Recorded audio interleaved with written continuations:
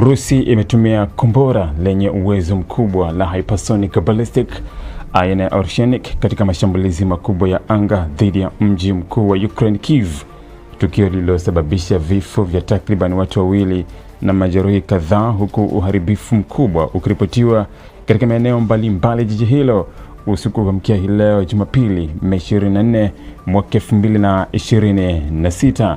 Rais wa Ukraine Volodymyr Zelensky amesema matumizi ya kombora hilo yanaifanya hii kwa mara ya tatu kwa Urusi kutumia silaha hiyo tangu kuanza kwa vita vya muda wa miaka 4 kati ya mataifa hayo mawili.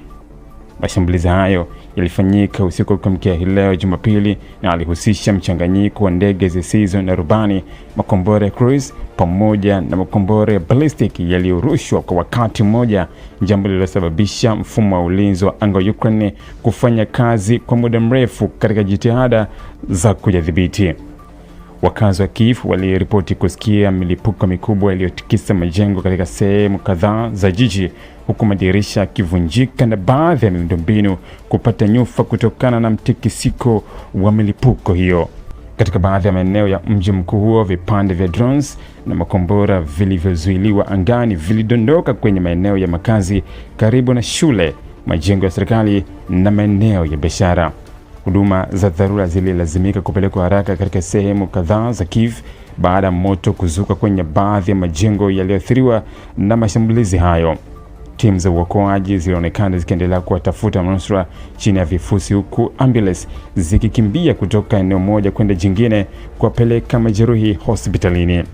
Kwa mujibu wa Zelensky kupitia ujumbe wake kwenye Telegram, kombora la Orshenik lilitua katika mji wa Bielsko uliopo ndani ya mkoa wa Kyiv, lakini mamlaka za Ukraine hazikufafanua mara moja ni eneo gani hasa lililengwa au kama kulikuwa na kituo cha kijeshi karibu na eneo hilo.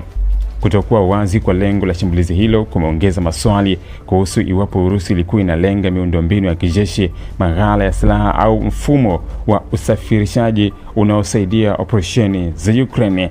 Kombora la Orshenik linatajwa kuwa moja ya silaha mpya zenye uwezo mkubwa zaidi zinazotumiwa na Urusi katika vita hivi. Ni kombora la hypersonic linaloweza kusafiri kwa kasi inayozidi mara kadhaa ya kasi ya sauti, jambo linalofanya kuwa vigumu kugunduliwa mapema na mifumo ya kawaida ya kujihami dhidi ya makombora. Aidha, lina uwezo wa kubeba vilipuzi vya kawaida au hata kichwa cha nyuklia, hali inayolifanya kutazamwa kama silaha yenye uzito mkubwa wa kimkakati na kisaikolojia katika medani za vita. Kutumika kwa Orshenik kwa mara nyingine kumeelezwa na wachambuzi wa kijeshi kama ujumbe wa nguvu kutoka Moscow kuelekea Kyiv na washirika wake wa Magharibi, hasa wakati Ukraine ikiendelea kupokea msaada wa kijeshi kutoka mataifa ya Ulaya na Marekani. Wataalamu wa usalama wanaamini kuwa Urusi inaweza kuwa inataka kuonyesha uwezo wake wa kushambulia malengo ya ndani kwa kutumia silaha ambazo ni vigumu kuzuiliwa, huku pia ikijaribu kuathiri morali ya raia wa Ukraine. Wizara ya ulinzi ya Urusi ilithibitisha rasmi matumizi ya kombora hilo pamoja na aina nyingine za silaha katika mashambulizi hayo.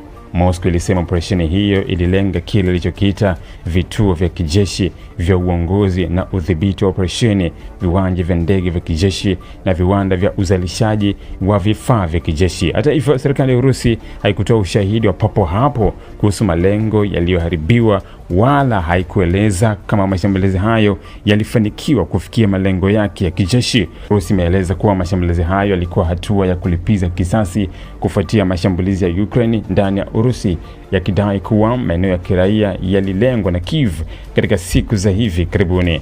Hata hivyo, Moscow haikutoa maelezo ya kutosha kuhusu maeneo hayo wala ukubwa wa madhara yaliyotokea. Ukraine kwa upande wake imekuwa ikisisitiza kuwa mashambulizi yake ndani ya Urusi hulenga zaidi miundombinu ya kijeshi, maghala ya mafuta na vituo vinavyohusishwa na operesheni za vita.